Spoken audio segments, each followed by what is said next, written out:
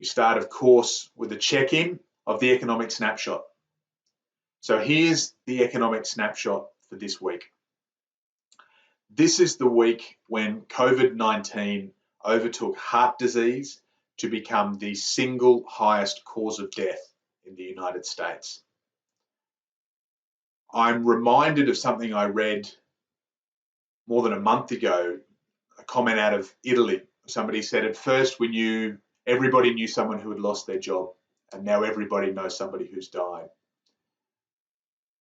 And if we look at some of those active case changes, the fact that in the UK, the US, and globally, the number of people who actively have COVID-19 novel coronavirus continues to climb at large numbers, 20, 30%.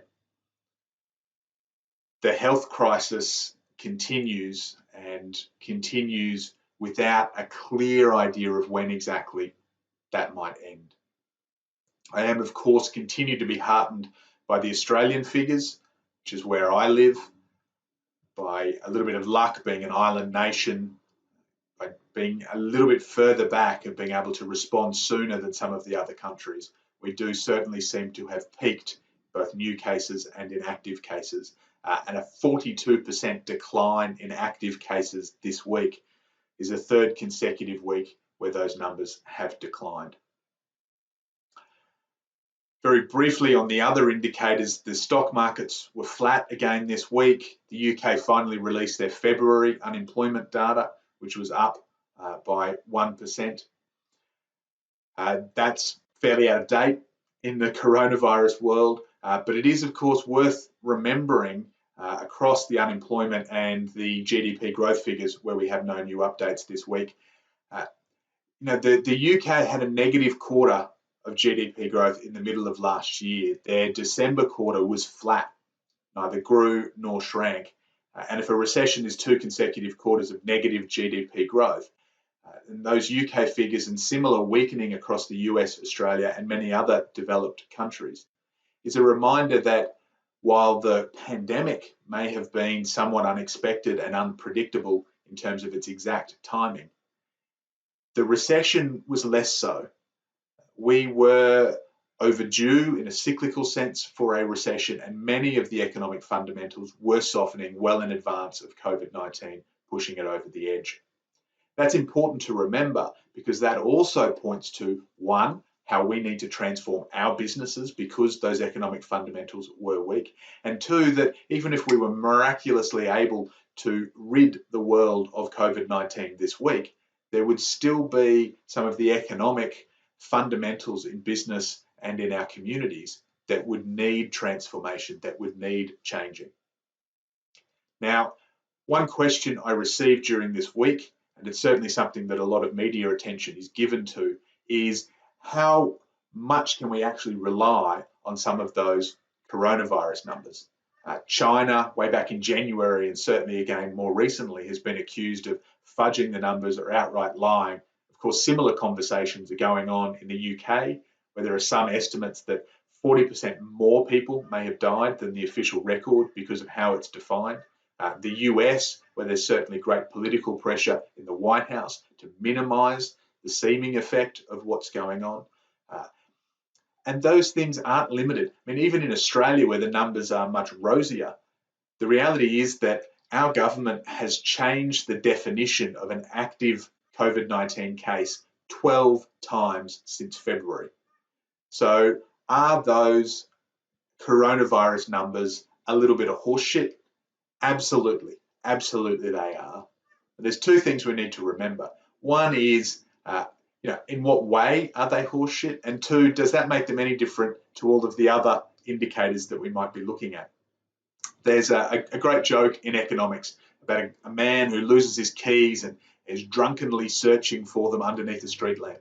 And a police officer walks past and asks him what he's down there doing. The man says, I've lost my keys somewhere and I'm searching for them. The police officer says, are you sure that you dropped them underneath the lamppost? The man says, no, I dropped them in the bushes, but there's much more light over here. Often when it comes to economic indicators, we measure what we can see, where the light actually is, even though the actual information that is most relevant might be hiding in the bushes. In your business, you've got the opportunity to move that lamp, to go and have a look in the bushes. In the economy in general, we often need to take the data that we have and work with it. My question then is not, are these numbers a bit of horse shit? Because of course they are. My question is, are they consistently incorrect in the same direction? Nate Silver, in his book, The Signal and the Noise, talks about the difference between accuracy and precision. What we look for in any kind of measurements is a combination of both. The numbers are both accurate, they're very, very aligned, and precise. Accurate, they're aligned on the bullseye, for example, and precise, they're very, very close together. It's possible to be one or the other. What I certainly hope for in these indicators is a degree of precision. They're all clumped together in the same incorrect area of the bullseye. They may not be fully accurate, but if they're inaccurate in the same direction every week, then we can at least still be using those trend lines. And yes, coronavirus numbers are somewhat unreliable.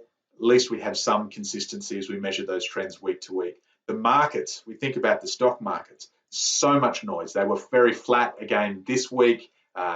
In some ways, all of the uncertainty at the start of the pandemic saw those drops of 20, 25, 30%.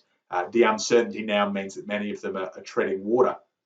But if anybody ever says to you that the stock market has moved in that direction because, remember that because is the most horseshit word in financial journalism. That there's so much noise going on there that they're an indicator and an idea, but really a crude measurement at best. Unemployment numbers are ridiculous in terms of measuring what we often feel that they are measuring. Often, particularly in the countries that we report every week, the UK, the US, and Australia, often unemployment numbers only shows those people who are actively looking for new jobs. The government policy in all three of those countries has been to make it hard for people to go on welfare, to get state aid, because if it's too hard to get unemployment, well, one, the government saves money, and two, if it's hard to get those unemployment benefits, you're not even going to register. And if you don't register, you don't show up on these numbers. And so they can tout record low unemployment rates, as many have been doing over the last 5 years, as unemployment in some of these countries has gone to 3-4%, what in the past we used to call full employment. The reality is what they're not counting is the people who are unemployed but aren't registered or have given up on even being able to find a job. And of course, those people who are underemployed. The casualisation and the Uberisation, the gig economy that's going on for many unskilled workers around the world, and particularly in some of those Western democracies at the moment, means that the unemployment numbers cannot accurately be compared to perhaps the situation 20 years ago, certainly 30, 40, 50 years ago. The actual number of unemployed and underemployed people, according to some estimates, may be 3 times higher than what we see in those official figures. And that was before the recession. Remember, those unemployment figures that sit around 4 and 5% don't fully encapsulate the end of March and what's happened in April. As of today, 26 million Americans out of work in the last 5 weeks. And those are the ones who have applied for some kind of jobless claim. There are countless millions more who have not been able to, or who are sitting on the edge and haven't done so. Every recession is different. So one of the interesting things that we're going to need to be cautious of or mindful of going through the coronavirus recession is, to what extent does that casualisation, the gig economy, have an impact on salaries, on savings, and on the recovery potential for a lot of employees? Will it mean that it's easier for them to go and find work? If they're in an at-will work situation where they can be let go, does that mean employers will be faster to hire people coming out of this? Does the gig economy mean it's going to be easier for people to find some income to get more confidence in their savings and their spendings? Or does the fact that there's less job security and the speed with which many people have lost their jobs mean that people will be increasingly cautious and increasingly unable to get a secure job that will give them the confidence they need to keep spending? And that spending, of course, is what drives GDP. The spending is what drives the economy and the markets. I don't have an answer on that yet. I continue to research and explore some of the lead indicators that are going to tell us when we're really reaching that execution point in terms of when your business can execute its next strategy because the economy is picking up. And GDP, the last point for this economic snapshot, GDP is a lousy measure of success. In Australia, for example, it's largely propped up by immigration. So our growth is almost wholly dependent on new people moving to Australia. If we just focused on the people who were already here last year, well, that wouldn't be a measure of GDP, that would be a measure of things like productivity, where things have been flat for some time. And of course, GDP doesn't measure happiness.